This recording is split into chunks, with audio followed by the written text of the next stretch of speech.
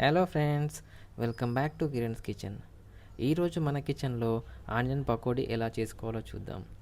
వర్షాకాలంలో బయట వర్షాలు పడుతూ ఉంటే మనకు వేడివేడిగా ఏదైనా తినాలనిపిస్తుంది కదా. ఆ టైంలో ఈ ఆనియన్ పకోడీ ఒకసారి ట్రై చేసి చూడండి, చాలా బాగుంటుంది.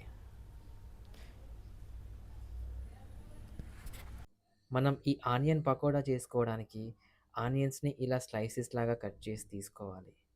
మరి చిన్న చిన్న స్లైసెస్‌గా తీసుకుంటే అవి ఆయిల్‌లో ఫ్రై చేసినప్పుడు మాడిపోతాయి. సో, మరీ చిన్నగా కాకుండా ఇలా ఇక్కడ మనం ఈ వీడియోలో చూపిస్తున్నట్టు స్లైసెస్‌గా కట్ చేసి తీసుకోండి. ఇక్కడ ఈ కప్ చూస్తున్నారు కదా! సేమ్ ఇదే కప్‌తో నేను 3 కప్స్ ఆఫ్ ఆనియన్ స్లైసెస్‌ని తీసుకున్నాను. సో, 3 కప్స్ ఆఫ్ ఆనియన్స్‌కి 1 కప్ శనగపిండి సరిపోతుంది.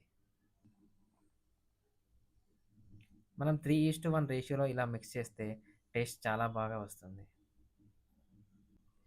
ఈ పిండిలోనే 2 లేదా 3 పచ్చిమిర్చిని ఇలా చిన్న చిన్న ముక్కలుగా కట్ చేసుకొని ఇందులో వేసుకోండి.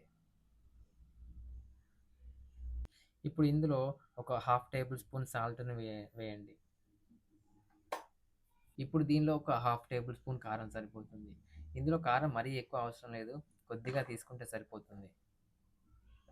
అండ్ ఇందులోనే ఒక హాఫ్ టేబుల్ స్పూన్ ధనియాల పొడి వేసుకోవాలి. అలాగే ఒక పావు టేబుల్ స్పూన్ గరం మసాలా ఇందులో వేయాలి. ఇప్పుడు దీనిలో ఒక పావు టేబుల్ స్పూన్ పసుపు, దాంతో పాటు ఒక హాఫ్ టేబుల్ స్పూన్ జీలకర్ర వేసుకొని ఈ ఆనియన్ అండ్ పిండిని బాగా మిక్స్ చేసుకోవాలి. వితౌట్ వాటర్ దీన్ని ప్రెస్ చేస్తూ కలపండి. ఇలా ఒక 5 మినిట్స్ కలపాలి. ఇక్కడ మనం ఎక్స్టర్నల్‌గా వాటర్ యాడ్ చేయాల్సిన అవసరం లేదు. ఎందుకంటే ఆనియన్స్‌లో ఉన్న వాటరే మనకు సరిపోతాయి ఈ పిండికి. ఇప్పుడు ఇలా బాగా కలిపిన తర్వాత ఇందులో 2, 3 టేబుల్ స్పూన్ల ఆయిల్ వేసుకొని మళ్ళీ ఒకసారి ఈ ఆనియన్స్ అండ్ శనగపిండిని బాగా మిక్స్ చేయాలి.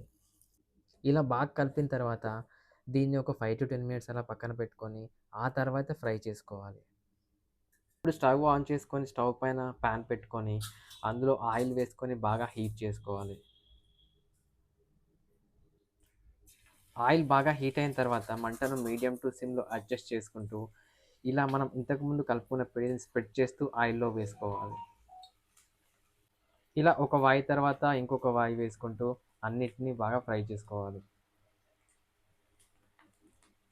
ఇలా మనం ఆయిల్‌లో వేసిన పకోడాలు లైట్ గోల్డెన్ కలర్‌లోకి మారిపోయిన తర్వాత వీటిని ఆయిల్ నుంచి తీసుకొని ఒక సెపరేట్ బౌల్‌లో వేసుకోవాలి. అంతే అండి. ఇలా మిగిలిన పిండి మొత్తాన్ని ఆయిల్‌లో పట్టేంత వేస్తూ ఫ్రై చేసుకోవడమే. ఎంతో రుచిగా, టేస్టీగా ఉండే ఆనియన్ పకోడా రెడీ అయిపోయింది. ఈ రెసిపీని మీరు కూడా మీ ఇంట్లో ట్రై చేసుకొని ఎలా వచ్చిందో కింద కామెంట్ సెక్షన్‌లో చెప్పండి.